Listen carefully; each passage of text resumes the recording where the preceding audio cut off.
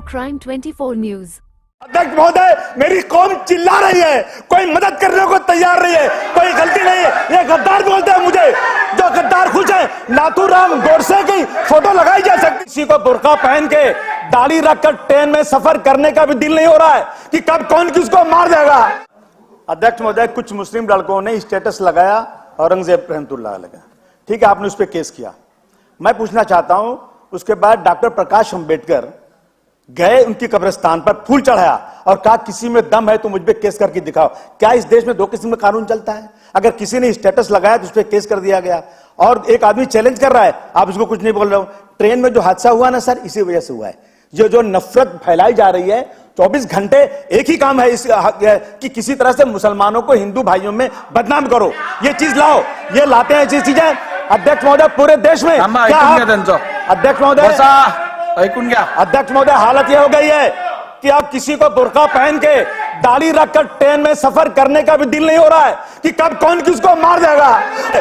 गांधी जी के कातिल का प्रचार किया जा सकता है। अध्यक्ष महोदय, ये सब जानबूझ करके, अध्यक्ष महोदय, ये सब जानबूझकर किया जा रहा है। ये लोग देश का माहौल खराब कर रहे हैं। अध्यक्ष महोदय, आज बीजेपी, आरएसएस और कट्टरपंथियों के द्वारा रोजाना जबरदस्ती मुसलमानों को बदनाम करने की कोशिश की जा रही है। कभी लव जिहाद के नाम पर, मेरे पास कई सौ नाम है जो मुस्लिम लड़कियों ने हिंदुओं से शादी किया है और वहां एमएलएज ने जाकर बधाई दिया हिंदू बच्चों को, तुमने शादी किया। मेरे पास एक लेटर है जिसमें लिखा हुआ है कि 10 लाख मुस्लिम लड़कियों को बेटी बचाओ बहू लाओ के नाम से मुसलमानों को लाना है। हम नहीं चिल्ला रहे हैं, 18 साल की उम्र के बाद जिसकी जो मर्जी हो करे, हमने कभी नहीं चिल्लाया इसके खिलाफ। लेकिन अगर कोई मुस्लिम लड़के ने हिंदू से शादी कर दिया और इनकी मोहब्बत 2-5 सालों से है, उसके बाद जाकर ये लोग उससे जो है केस करवा करके जबरदस्त तरीके से लोगों को मार पीट रहे हैं। अभी राहुरी के अंदर जिस तरह से मारा है, हाथ पैर टूट गया बच्चे का। एक लड़की, एक औरत जो मैथ और साइंस पढ़ाती थी उसको और घर में ट्यूशन करती थी, जो लड़की 1 साल पहले 5 दिन के लिए सिर्फ वहाँ आई थी, उससे एक स्टेटमेंट दिला करके ये धर्म परिवर्तन करती है और उसको जो है जेल में भेज दिया गया। ये जो है देश में रोजाना कोई न कोई बहाने से नफरत फैलाई जा रही है। मैं समझता हूँ कि देश बर्बादी के कगार पर खड़ा हुआ है। परसों जो हुआ है ट्रेन के अंदर, मैं समझता हूँ कि अब कोई मुसलमान बुर्का पहन के या कोई मुसलमान टोपी दाढ़ी लगाकर अब ट्रेन में या बस में कहीं जाने की हिम्मत भी नहीं कर पाएगा जो हो रहा है। और उसके बाद क्या कह रहा है, वो पागल नहीं है, वो जानबूझ करके उसने किया है। डिब्बा खोल करके अंदर दाढ़ी वाले को खींच करके मारा है उसने, 3 लोगों को मारा। और मारने के बाद बहुत होश में है, क्या कहता है कि इनके आका पाकिस्तान में बैठे हैं और अब अगर देश में रहना है तो नरेंद्र मोदी जी को और योगी जी को वोट दो। और ठाकरे इस तरह का नाम दे रहा है। ये जानबूझ कर हो रहा है। ये क्यों हो रहा है? ये सिर्फ और सिर्फ ये नफरत फैलाने की वजह से हो रही है। रोजाना औरंगजेब रहमतुल्लाह अलैह के बारे में रोजाना, अरे भाई 300 साल 400 साल पहले की जो वाकया हो गया, तुम उनके अच्छे कामों को नहीं गिना रहे हो। तुम जबरदस्ती, अरे राजकाज के लिए जो कुछ होता था लोगों ने किया सत्ता के लिए। और कौन कह रहा है? औरंगजेब रहमतुल्लाह अलैह की बुराइयां कौन गिनवा रहा है? जिन्होंने बाबरी मस्जिद को शहीद किया और कोर्ट ने कहा कि बाबरी मस्जिद को तोड़ना एक क्रिमिनल एक्टिविटी थी।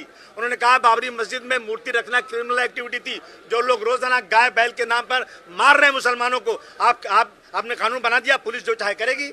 लेकिन इस तरह से रोजाना करने वाले आज जो है पुराने पुरखों का नाम लेकर बात करते हैं। अगर उन्होंने कुछ गलत किया था, उससे बहुत ज्यादा गलत आज की सरकार कर रही है जो दिल्ली की गद्दी पर बैठी हुई है। रोजाना सुबह से शाम तक नफरत फैलाना। मेरी मांग है ये कि अगर देश में लॉ एंड ऑर्डर दुरुस्त रखना है तो आप जल्द से जल्द हेट स्पीच के ऊपर आतंकवाद के लिए जो कानून बना हुआ है, आतंकवादी ये को बंद करने के लिए 2-5 साल तक जेल में रहे, जमानत नहीं हो, ऐसा कानून नहीं बनाएंगे तो कोई फायदा होने वाला नहीं है। चौहान जो टीवी वाला है उसके ऊपर 1800 केसेस हैं, उसके बाद भी रोजाना बोलता फिर रहा है। राहुरी में 5 अगस्त को ये लोग चारों तरफ से जमा हो रहे हैं। जिस गांव में 10-15 मुसलमानों के घर हैं और 20-25 हजार नॉन मुस्लिम के घर हैं, वहां उस मुसलमान के घर को बिना वजह से झूठ की बुनियाद पर उसका बाजार से सामान खरीदना, उसके यहाँ जाना आना सब बाइकाट कर दिया है।